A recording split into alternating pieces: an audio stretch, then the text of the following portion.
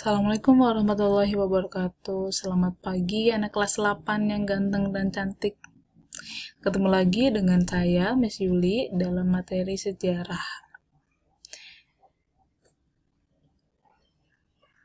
Materi kali ini akan kita bahas mengenai silabus, ya, silabus IPS atau sejarah di kelas 8. Jadi nanti kita nggak ini ya anak-anak, belum masuk materi, ini hanya pengenalan materi apa aja yang kita belajar di semester 2, seperti itu. Saya buka ya materinya.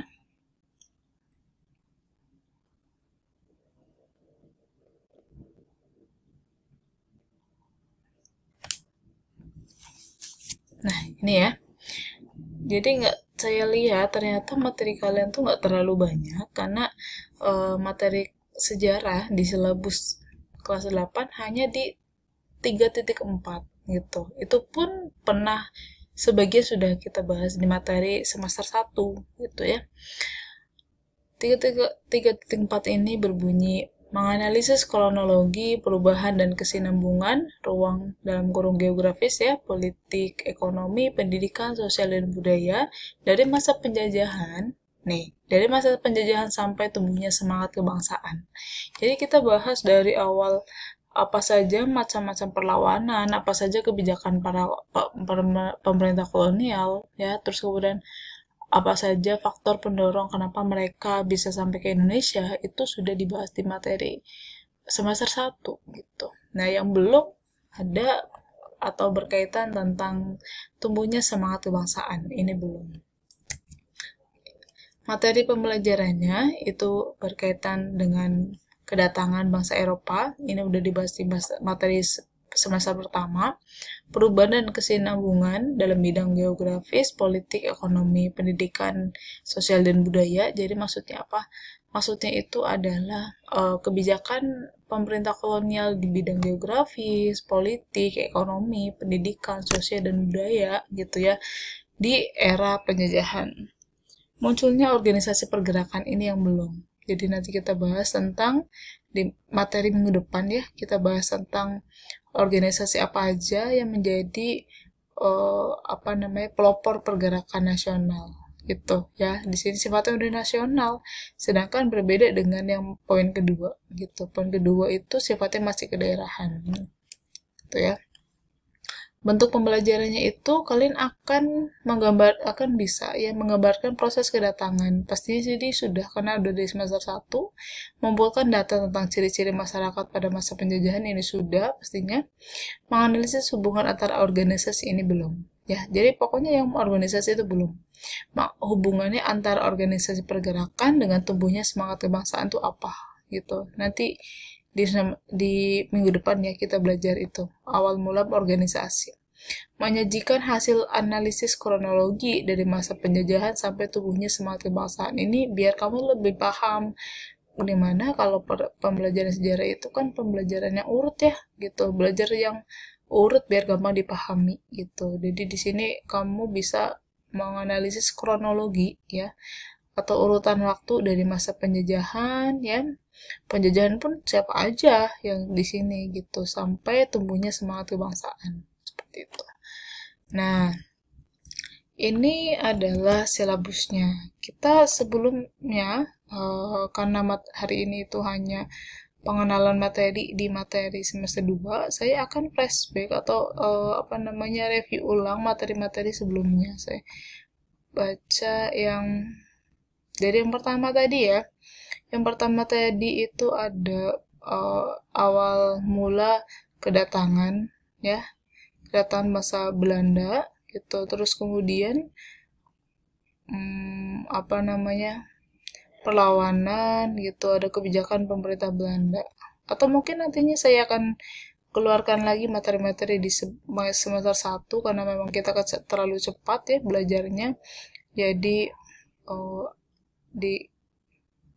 dibahas lagi gitu. Nah, di sini perlawanan Maluku ini salah satu poin yang kedua tadi. Kalau yang poin pertama itu faktor pendorong Eropa datang ke Indonesia, sedangkan kalau yang kedua itu mulai ke semangat mengusir para kolonial. Nah, salah satunya di sini adalah perlawanan Maluku yang dilakukan oleh tokoh namanya Patimura. Kita review ulang dulu ya materi ini, semoga kalian masih ingat. Patimura itu, nama lainnya adalah Thomas Matulesi. Dia lahir di Pulau Saparua di Maluku ya, tahun 1783 dan dia meninggal di Ambon 1817. Ini umurnya masih 34 tahun gitu. Dia dikenal dengan nama Kapitan Patimura karena disebut juga pahlawan Maluku ya, dan dia juga pahlawan nasional Indonesia. Ya tokohnya kalian pasti udah sering lihat di uang seribuan ya. Pembahasannya hari yang bakal dibahas itu tentang latar belakang, jalannya perlawanan, akhir perlawanan, dan nilai-nilai kejuangan. Latar belakang kenapa sih ada perlawanan Patimura, ada masalah apa sih gitu. Maluku itu ternyata termasuk daerah yang paling awal didatangi oleh Belanda, yang termasuk, jadi nggak paling awal gitu ya. Pertama ada Malaka, kemudian ke Maluku gitu. Apalagi kalau Belanda itu pertama datang di Banten, bukan langsung di Maluku ya. Tapi karena Maluku mempunyai potensi, dia kaya dengan sumber daya alam berupa rempah-rempah ya, itu hampir semua ya orang-orang Eropa itu datang ke Maluku. Rempah-rempah Maluku itu hanya boleh dijual kepada Belanda saat itu, sehingga itu yang membuat kemarahan dari para pejuang kita. Karena kayak gini aturan-aturan seperti ini itu sudah pasti ditetapkan harganya gitu. Misal kalau menjual di pihak lain, pihak asing selain pihak Belanda, kemungkinan harganya bisa masih mahal. Tapi kalau dijual ke Belanda, harganya udah ditentukan oleh pihak Belanda. Itu kan sama saja merugikan petani kan. Gitu. Nah, kalau nggak dijual mereka, selain merugikan petani, tapi kita juga akan dianggap atau dicap penyelundup dan pembangkang seperti itu. Ya, enak banget ya orang zaman dulu hidupnya ya. Alhamdulillah kita hidup di zaman sekarang. Maka latar belakang terjadinya perlawanan rakyat Maluku ya itu yang pertama ada korupsi banyak sekali ya, ini dari tokoh kolonial. Ada kewajiban membuat ikan asin dan garam untuk kapal perang Belanda. Hukuman denda dibayar dari hasil penjualan cengkeh serta ditambah biaya untuk kepentingan residen gitu. Terus kemudian mau ngomong kalau kena denda itu harus bayar dari penjualan cengkeh. Jadi kita harus kerja juga. Ada pelayaran Hongi yang menebar penderitaan. Hongi ini ada pelayaran atau patroli lautnya VOC agar tidak ada namanya penyeludupan atau masuknya barang-barang ilegal gitu ya. Pelayaran Hongi itu hanya ada di Maluku. Ini kebijakan khusus Maluku namanya pelayaran Hongi. Kembalinya pemerintah Belanda di Maluku dari tangan Inggris. Jadi waktu itu kan kita 1808 sampai 1808 sampai 1812 kan kita dijajah oleh Prancis ya, gitu. Ya di sini ada perjanjian London sebelumnya ya, berarti ya karena Danelaw dari utusan dari Prancis sendiri kalah, kemudian digantikan oleh Jensen, pihak Inggris itu punya peluang untuk menguasai Jawa. Akhirnya Inggris datanglah ke situ. Gitu. Nah, ketika pada masanya Inggris itu nggak terlalu banyak pemberontakan gitu, nggak terlalu dibandingkan dengan masa masa Belanda gitu. Tapi setelah Belanda sudah kuat, sudah nggak dijajah oleh Prancis, kemudian ingin kembali lagi di Indonesia, dia kemudian memerangi Inggris. Nah, yang terjadi adalah Inggris kalah, kemudian menyerahkan beberapa provinsi yang awalnya dia kuasai, gitu ya, resminya itu melalui perundingan London, gitu. Ya. Pemerintah kolonial Belanda memberlakukan kembali penyerahan wajib dan kerja wajib. Pemerintah kolonial Belanda mengeluarkan uang kertas sebagai pengganti uang logam yang sudah berlaku di Maluku. Itu juga memicu kemarahan ya. Belanda juga mulai mengerahkan tenaga dari kepulauan Maluku menjadi tentara Belanda. Tuh.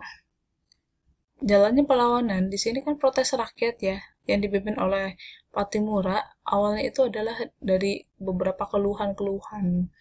Di 1870 berkerumunlah sejumlah orang di hutan Lutun, ya, dipilihnya Patimura atau Thomas Matulesi sebagai kapten.